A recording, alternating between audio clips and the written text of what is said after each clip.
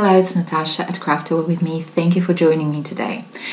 Okay, here is the story behind these cards. I shared these cards a few months ago on my Instagram and I planned to make a tutorial, but for some reason, somehow I lost the footage and I thought that it's gone forever.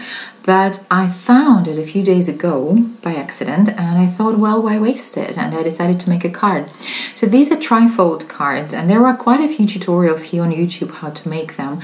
And I will leave a link below to Jennifer Maguire's video on how to make a trifold card. And there are quite a few crafters, other crafters who make these cards. I would like to show you how to make a mini trifold card. And what is special about the cards, these cards and the cards I've made, they all tell a story. They sort of unfold a story. There is a focal image, which obviously remains the same throughout on all three panels. So you have three panels in your card and a focal image remains the same. But the scenery or the scene or the story changes, and you know, it enables you to be creative and enables you to become a narrator and tell a story. And there's so much fun for you to make, and there's so much fun for a receiver, obviously. So the card I will be making is smaller than A2 size. It's 4 1/4 by 3 and roughly 3/4. The measurements here, I'm sorry, they're a little bit off screen, but I will leave the measurements below the video. They're crazy, like 3 11/16 you score your piece of cardstock. As I said, it's a half of a sheet of cardstock, so it's 4 1/4 by 11 inches, and you score it at 3 11/16 first, and then at 7 3/8 of the inches, or 9.3, 18.7 centimeters. But as I said, I will leave all the measurements below, so don't worry. So the idea is that three first panels should be the same, and the third panel is a little bit shorter, and this way the card folds nicely and holds very nicely. And okay, so I'll be using Town Bear set from My Favorite Things and Modern Tree set from My Favorite Things. So first, my focal image will be a house. So I take a house and I die cut it. I fold my card and I die cut and I run my card through a die cutting machine. And obviously it cuts through the first panel. It doesn't cut through the second panel, but it leaves an indentation in the second panel.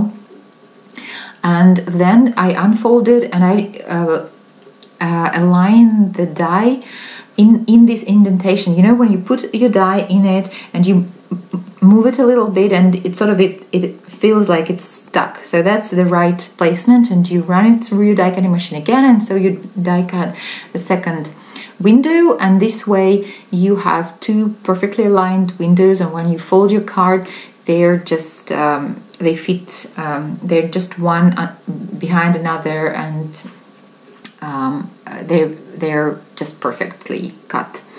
So now I use masking tape or masking paper, and I start to create my scene. So my first panel will be a summer scene, summer landscape. So I use distress ink to create the hill.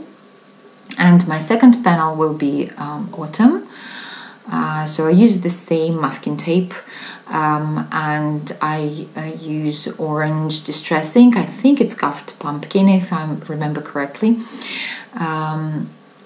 So I create an autumn. Well, yeah, you see, I'm lazy. I don't even change the masking tape, but fortunately there was no transfer of green ink onto my orange panel. And for the third panel, I create a winterscape.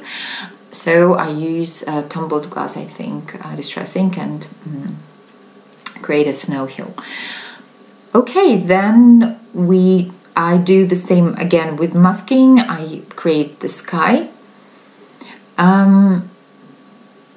and as you will see, I don't really worry about masking my third panel, because there will be a house there, and you won't really see any.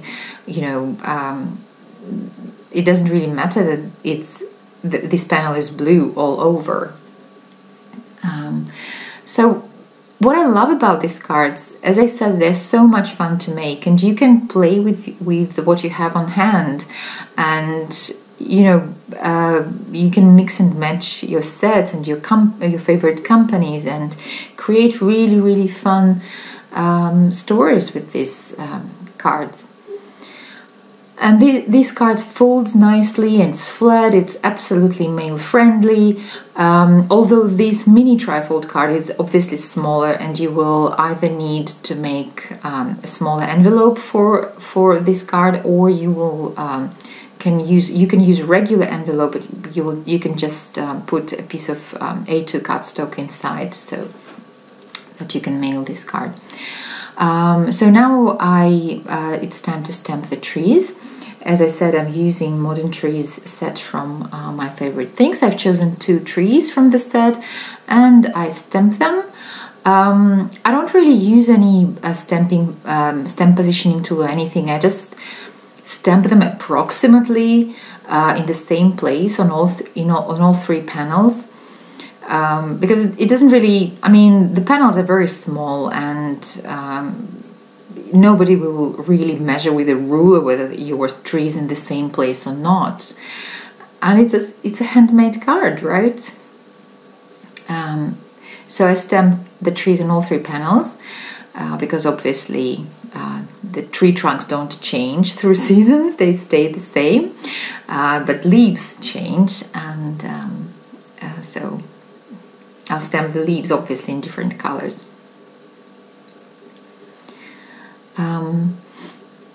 And for the leaves I use Ombre inks from Hero Arts. I really love these inks because they allow you to quickly create interesting stamping. You know, it's shaded, it's not flat, and it's really fun. So I really love them, and I have quite a few of them. So I stamp the summer trees first, and then I use, I think, Serengeti Sunset to stamp autumn trees. And for winter, obviously there are no leaves in winter, so I just use a sponge dauber and white pigment ink to create sort of the idea of the trees covered in snow. Then I use my gel pen, and these weird things I did on my finger, I just sort of, to warm up the tip of the pen, the ball that you have at the tip of your hand, of your pen, sorry. So I just warm it up so the ink flows more smoothly. So I add snowflakes, and then I add sentiments to my card. And so I add a different sentiment on each panel, which these sentiments also create a story. They help the story to unfold. And then I have a house. I stamped it in Memento ink, which is Copic friendly, and I colored the house with Copic ink, so nothing really fancy, just very basic coloring. And then I fold the card and I adhere the house onto foam squares. So you adhere your focal image on foam squares, and this enables your card, so this focal image being on foam tapes, it holds the card closed really nicely, you know. Okay, yeah, I don't have sentiments here. I'll probably stamp them later. Yeah, you'll see them on the close-up photos. So here's my card ready. I hope you like this idea and you will give it a try. Subscribe to my channel for more crafty videos. Find me on Instagram. I share a lot more there. Thank you very much for spending time with me. I really appreciate this. Have a great day and see you again soon. Bye.